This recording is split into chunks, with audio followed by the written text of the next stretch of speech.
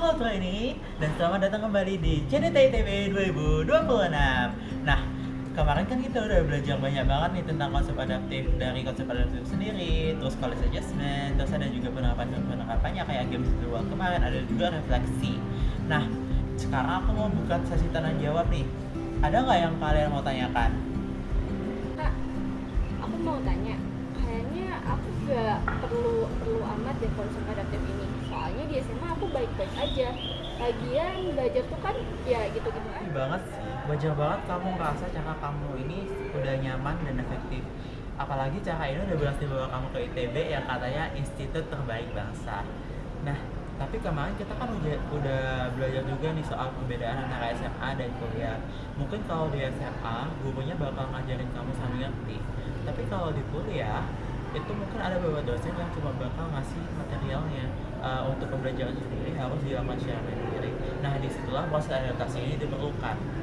Proses adaptasi ini bisa membuat kamu melalui rintangan-rintangan tersebut. Nah, tapi tenang banget, kalau kamu misalnya ngerasa keberatan dengan mengganti total proses cara kamu belajar tadi, ada adaptasi yang namanya asimilasi. Dengan asimilasi ini kamu tidak perlu mengubah total, tapi kamu bisa mengadaptasi beberapa yang mungkin harus disesuaikan untuk tuntutan setelahnya. Nah, bener banget tuh tadi kata Kak Fawas. Nah, sekarang coba ada yang mau tanya lagi gak? Tapi kak, tujuan hidup aku itu cuma pengen masuk ITB aja sih kak. Terus selanjutnya ya udah cari kerja dan jalan itu aja. Soalnya kan semua tergantung sama Tuhan Yang Maha Esa ya kak. Nah, sebelumnya aku mau jelasin dulu kalau misalnya di psikologi itu ada yang namanya intentional behavior gap. Kondisi di mana seseorang tuh udah punya tujuan, dia tekad, dia yakin terhadap tujuannya, tapi dia nggak ngelakuin suatu act untuk mencapai tujuan tersebut.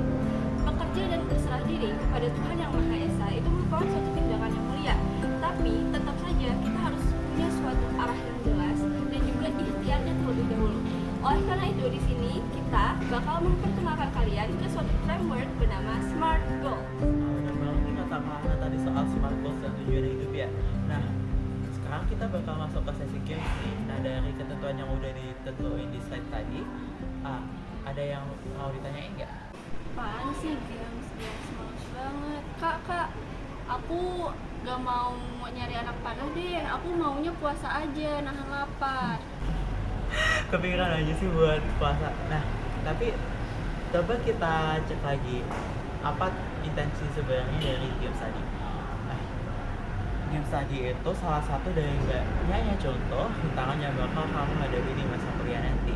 Kalau misalnya kamu pilih puasa atau lari lah dari suatu permasalahan, kamu tidak akan menyelesaikan masalah tersebut. Kamu hanya akan membiarkannya dan malah dengan itu bakal berpotensi untuk masalah itu makin eskalasi.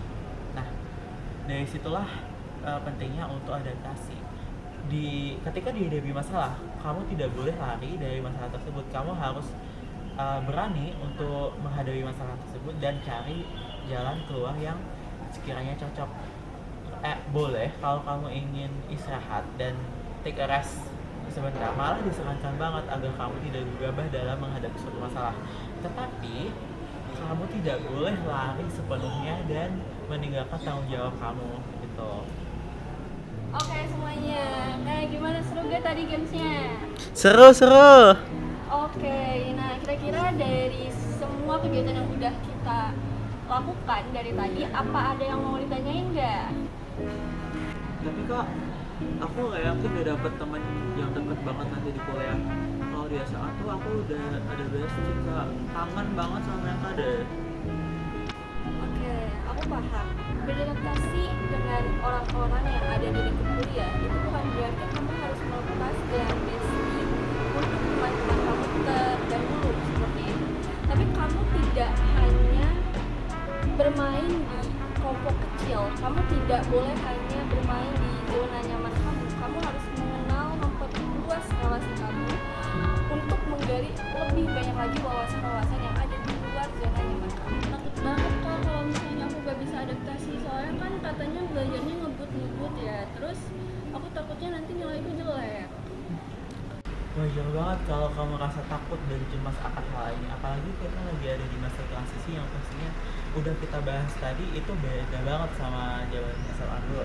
Nah tapi kalau misalnya kamu terlelap dan rasa takut dan cemas itu, kalian itu malah tidak akan bisa kemana-mana, kalian akan dihentikan oleh rasa takut dan cemas itu sendiri.